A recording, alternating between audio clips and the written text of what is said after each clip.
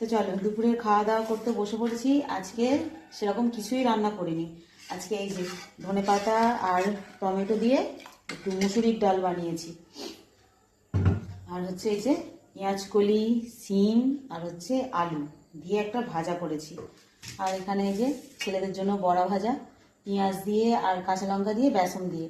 আর ডিম ভেবেছিলাম ভাজা করে দেবো, তো এটা ডবল কুসুম ডিম, ভাজা খেয়ে পোষাবে না, ওইটার ডবল কুসুম একসঙ্গে খেতে পারবে, তার জন্য এরকম সিদ্ধ করে দিয়েছি।